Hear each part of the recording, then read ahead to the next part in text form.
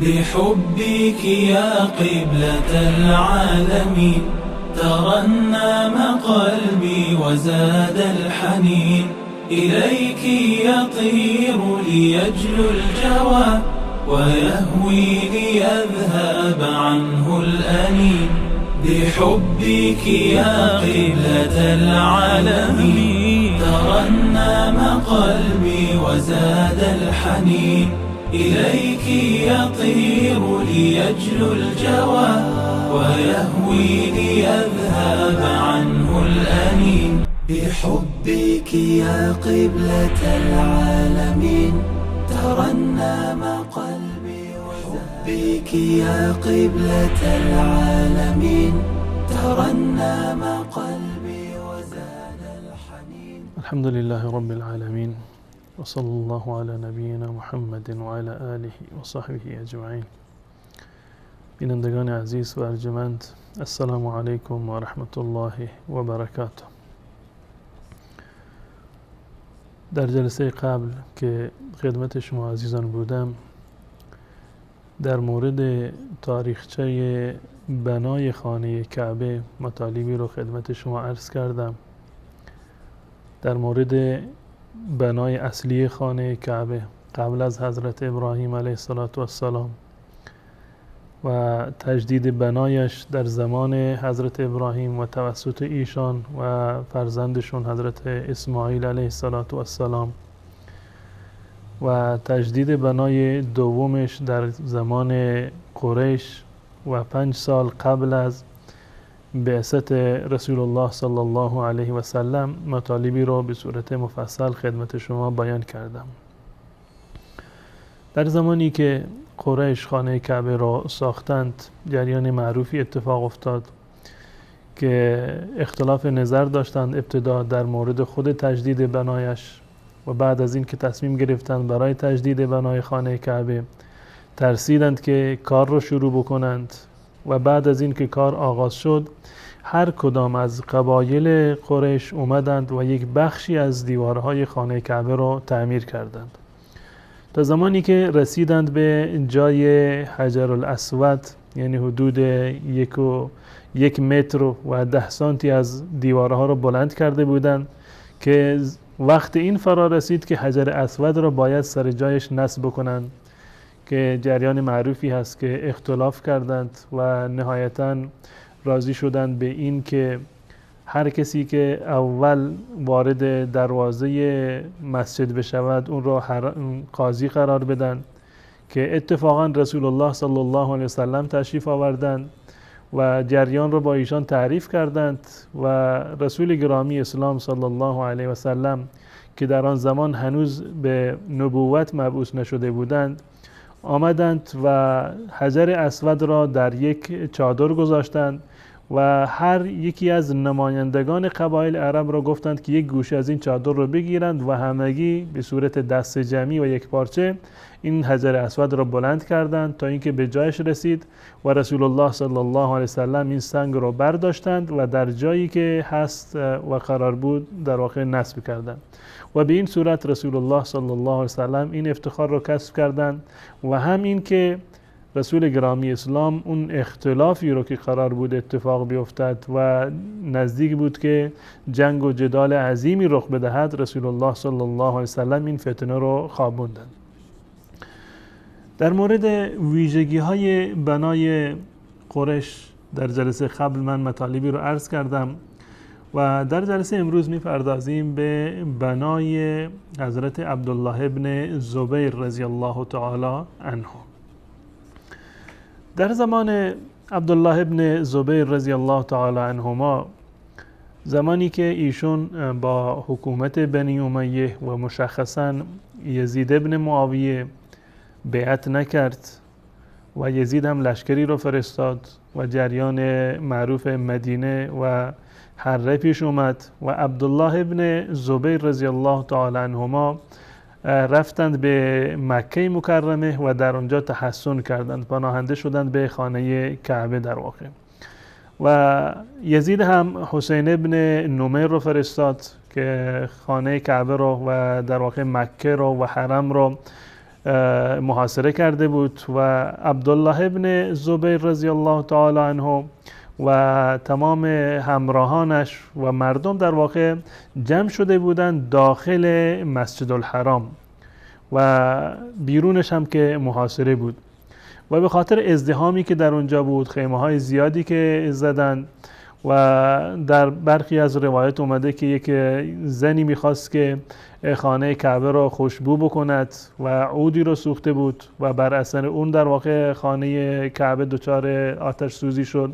یا بنابر بعضی از نقله ها یکی از خیمه ها آتش گرفت و این آتش به خانه کعبه در واقع سرایت کرد. به هر صورت در زمان حضرت عبدالله ابن زبیر رضی الله تعالی عنهما در خانه کعبه آتش سوزی اتفاق افتاد که منجر به این شد که خانه کعبه در واقع پرده اش و دیوارهایش در واقع کاملا سوخت. عبدالله ابن زبیر رضی الله تعالی عنهما تصمیم گرفت که خانه کعبه را تجدید بنا بکند، زیرا که کاملا سوخته بود. با توجه به چوبه هایی که در بنای کعبه استفاده شده بود آتش گرفتند و بگونه‌ای شده بود که اگر پرنده‌ای بر روی دیوار خانه کعبه می نشست ریزش می کرد و قسمتی از دیوار در واقع فرو می ریخت. بدین خاطر عبدالله ابن زبیر رضی الله تعالی عنه مشوره کرد با اصحاب رسول الله صلی الله علیه وسلم، با اهل مکه،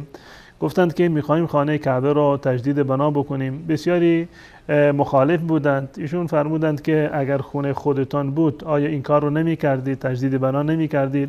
نهایتاً با شور و مشورتی که انجام دادند تصمیم گرفتند که خانه کعبه را به صورت کامل در واقع تجدید بنا بکنند.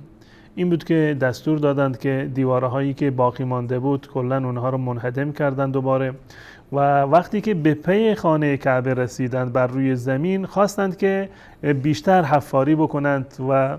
بر همون اساسی که بود اون را در بیاورند و دوباره تجدید بنا بکنند. اما وقتی که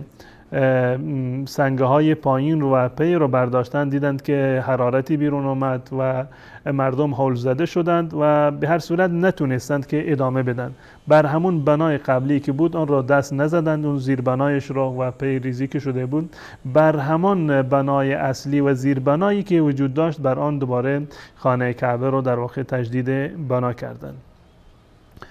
این اتفاق در سال 64 هجری افتاد و آتش سوزی که در زمان عبدالله ابن زبیر رضی الله تعالی عنهما بود در سال 64 هجری بود، زمانی که مکه در واقع توسط حسین ابن نمیر محاصره بود و بعد از اینکه محاصره شکسته بود، یعنی در همین زمان بود که یزید از دنیا رفت و حسین ابن نمیر هم محاصره مکه رو در واقع ترک کرد و برگشت. و عبدالله ابن زبیر رضی الله تعالی عنه کاری رو که انجام داد این بود که بر اساس روایاتی که از حضرت عایشه رضی الله تعالی عنها شنیده بودند، خاله ایشون هست، اومدند و بنای خانه کعبه را طبق دستورات یا آرزوهای رسول الله صلی الله علیه و سلم ساختند. قبلا عرض کردم که در زمان قریش وقتی که خانه کعبه را ساختن تغییرات ایجاد کردند، من جمله این که از قسمت شمالی خانه کعبه حدود 3 متر را جدا کردند که امروزه مشخص هست به نام حتیم یا حجر. این قسمت را جدا کردند. خانه کعبه 2 تا دروازه داشت. دروازه غربی بود که اون رو بستند و صرفا دروازه شرقی رو گذاشتند و تغییر دیگری که داده بودند این بود که دروازه خانه کعبه رو بالا بردند، بر روی زمین، قبلا بر روی زمین بود و قریش اومد این رو بالا بردند تا اینکه هر کسی نتواند که وارد خانه کعبه بشود. عبدالله ابن زبیر رضی الله تعالی عنه ساختمان کعبه را بر همان بنای اصلی برگرداند، بر بنایی که در زمان حضرت ابراهیم علیه السلام بود. یعنی این قسمت حتیم را حدود 3 متر را دوباره اضافه کرد در خانه کعبه و دروازه خانه کعبه را آورد چسبوند به زمین که هر کسی به راحتی بتواند وارد بشود و دروازه دیگری از جهت غرب که در زمان حضرت ابراهیم علیه السلام بود اون رو هم اضافه کرد. یعنی دقیقاً همان گونه که رسول الله صلی الله علیه و سلم می‌خواستند. منتها در ارتفاع خانه کعبه یک چیزی رو اضافه کردند، چیزی حدود 5 متر یا یک کمی کمتر، یعنی دقیقاً 10 ذراع رو اضافه کردند بر ارتفاع خانه کعبه. قبلا عرض کردم که در زمان حضرت ابراهیم علیه السلام حدود 9 ذراع بود، تقریبا 4 متر، و قریش وقتی که تجدید بناش کردند 9 ذراع دیگه هم اضافه کردند و بعد از این وقتی که عبدالله ابن زبیر دوباره تجدید بناش کرد 10 ذراع دیگه ایشون اضافه کردند که به همین مقدار فعلی رسیده که قبلا عرض کردم که 14 متر هست و حدوداً همون 28 ذراعی که در روایات تاریخی در واقع اومده. این بنای حضرت عبدالله ابن زبیر بود، یعنی بر اساس اون چیزی که از رسول الله صلی الله علیه وسلم نقل شده بود خانه کعبه را بر همان اساس و بر اساس آرزوها و رؤیاهای رسول الله صلی الله علیه وسلم بنا کرد. 2 تا در داشت، مردم راحت از یک در وارد می شدند، از در دیگر برمی گشتند و این قسمتی که قریش آن را از خانه کعبه جدا کرده بود این رو دوباره بازگرداند به خانه کعبه، داخل خانه کعبه کرد و دروازه رو هم بر روی زمین، این دقیقاً همون گونه که در زمان سیدنا ابراهیم علیه السلام بود، بنای کعبه و ساختمانش رو به همون حالت اصلی برگرداند. بعد از وفات عبدالله ابن زبیر رضی الله تعالی عنهما در زمان عبدالملک ابن مروان که سر کار اومد، حجاج ابن یوسف ثقفی نامه‌ای نوشت به عبدالملک ابن مروان که عبدالله ابن زبیر در مورد خانه کعبه چنین اقدامی رو انجام داده. خانه کعبه در واقع دچار حریق و آتش سوزی شده و ایشون اومدن دوباره خانه کعبه رو تجدید بنا کردند، منتها تغییرش دادند، بزرگتر از قبل اینو بنا کردند، حجر رو و حتیم رو داخل خانه کعبه کردند، 2 تا دروازه گذاشتند و دروازش رو آوردند روی زمین و این تغییرات رو ایجاد کردند. عبدالملک ابن مروان که در واقع از احادیث رسول الله اطلاع و آشنایی نداشت و از فرموده های ایشون خبر نبود، دستور داد به حجاج ابن یوسف که دوباره خانه کعبه رو خراب بکنن و بر همون زمانی که بر کیفیتی که در زمان قریش بود دوباره اون رو بازگردانند. این همون کار رو انجام داد. با این قسمتی رو که عبدالله ابن زبیر اضافه کرده بود این قسمت رو دوباره خراب کردند، 3 متر رو دوباره بیرون کردند از خانه کعبه و دروازه های خانه کعبه را که 2 تا دروازه گذاشته بود عبدالله ابن زبیر، حجاج اومد دروازه غربی رو دوباره مسدود کرد، دیوار کشید و دروازه شرقی رو هم برد بالا به صورتی که در واقع همین کیفیتی که امروزه وجود دارد و ارتفاعش رو دستکاری نکرد. همون مقداری که حضرت عبدالله ابن زبیر ساخته بود از ارتفاع خانه کعبه چیزی رو در واقع نکاست و این خانه کعبه به همین گونه ماند تا زمان هارون رشید. و در زمان هارون الرشید ایشون اومد و مشوره خواست از حضرت مالک رضی الله تعالی عنه، امام مالک ابن انس و رأس مذهب مالکی، و مشوره خواست که نظر شما چی هست که خانه کعبه را باری دیگر بازگردانیم به همان بنای عبدالله ابن زبیر، بنایی که آرزوی رسول الله صلی الله علیه و سلم بوده، ما میخوایم به همان کیفیت باز بگردد. حضرت مالک ابن انس رضی الله تعالی عنه فرمودند که نه، این مناسب نیست. اگر شما این کار رو انجام بدید فردا یک حاکم دیگر میاد دوباره برمیگردانه به بنای جاهلیت، بعدش یک کسی دیگر میاد دوباره خراب میکنه، دوباره میسازند، اباحت و حرمت خانه کعبه زیر سوال میروند. این گونه شد که خانه کعبه به همان کیفیتی که در زمان رسول الله و قبل از بعثت ایشون در واقع قریش خانه کعبه را ساخته بودند به همان کیفیت تا به امروز هم در واقع باقی ماند و این قسمتی که حتیم هست تا به امروز هم جدا هست و یک دروازه فقط دارد خانه کعبه که جهت شرقی هست و دروازهش هم از زمین تقریبا حدود 2 متر و اندی از زمین هم در واقع بالاتر هست. بعد از آن در طول تاریخ در زمان عثمانی ها اتفاقاتی افتاد و خانه کعبه دچار تعدیلات دیگری شد. در سال 1019 آثاری در واقع شکاف و سست شدن بنای کعبه در واقع آشکار شد و یه مقدار سست شده بود ساختمان کعبه. سلطان احمد دستور داد که یک کمربند در واقع فلزی ساختن دوربر خانه کعبه تا اینکه جلوگیری بشود از ریزش ساختمان کعبه.